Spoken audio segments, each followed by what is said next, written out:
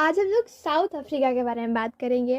जैसे कि अगर हम लोग देखें तो वहाँ से बहुत सारे लोग जो है वो मज़दूरी करते हैं अलग अलग, पहले जाके अलग अलग जगहों पे। तो पहले जो था, साउथ अफ्रीका के लोग मज़दूरी नहीं करते थे। तो अब ऐसा क्या हुआ, ऐसे बीच में ऐसा इतिहास हम लोग देखेंगे कि ऐसा क्या हुआ था कि जिसकी वजह से वो लोग मज़दूरी करने लगे। तो जैसे कि हम लोग जानते हैं कि साउथ अफ्रीका में बहुत सारे मिनरल्स हैं, ओर्स है, बहुत सारी बड़ी बड़ी खदानें हैं। तो उसे देखकर जो पहले के जो विदेशी थे वो बहुत ज़्यादा आकर्षित हुए थे और साउथ अफ्रीका पे हमला किए थे। तो वो लोग चाहते थे, तो वहाँ पर जो खदानें हैं वहाँ से उठा उनको वहाँ उनसे निकालने के लिए तो मज़दूर चाहिए ही। पर साउथ अफ्रीका में वो लोग जो लोग रहते थे वो लोग मज़दूरी नहीं करते थे, क्योंकि उनके पास ज़मीन पर्याप्त मात्रा में थी और पशु भी थे जिनसे उनका रोज़ का खर्च जो था वो चल जाता था, उनके प्रतिदिन का कार्य हो जाता था, उनकी ज़रूरतें पूरी हो जाती थी। तो वो लोग मज़दूरी नहीं करते थे।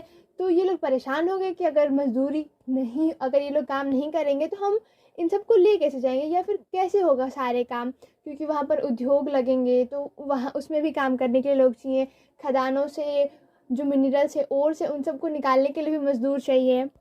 तो उन लोगों ने बहुत सारे हथकंडे अपनाए, जिसमें से ये था कि जो हथकंडा उन्होंने अपनाया था कि वहाँ पर जो पैतृक संपत्ति थी वो किसी एक ही व्यक्ति को मिलेगी।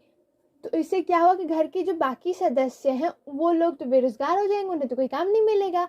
अब किसी खास व्यक्ति को ही मिलेगी, मतलब बस एक ही व्यक्ति को परिवार में। तो उससे कुछ लोगों को जो ज़रूरत थी वो ज़रूरतें नहीं पूरी हो पा रही थी। इसी की वजह से और बाकी जो ज़मीनें थी ये लोग खुद जो उपनिवेश वाले जो व्यक्ति थे वो हथिया रहे थे।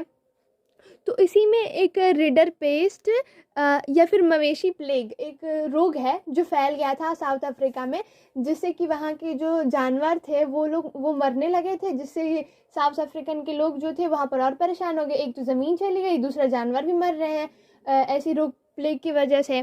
तो वहाँ पर और परेशानियाँ आ गई, जिसकी वजह से और जो बची खुची ज़मीनें थी और जो जानवर थे वो जो उपनिवेश थे उन्होंने हथिया लिए। तो अब बाकी जो ज़रूरतें पूरी करने के लिए साउथ अफ्रीकन लोग कर्ज ले रहे थे।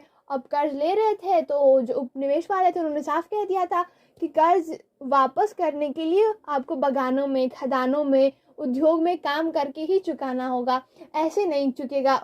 तो अब उसकी वजह से वो लोग मजबूरी में खदानों में या फिर जा जाके काम करने लगे बगानों में अपने कर्ज को माफ़ करने कराने के। तो इस तरीके से उपनिवेश वालों ने साउथ अफ्रीकन के लोगों को, जहाँ पर वो समृद्ध थे, अच्छे थे, उनके पास धन संपदा होते हुए मतलब था, इन सबको कैसे हटा के उनको एक मजदूर बना दिया।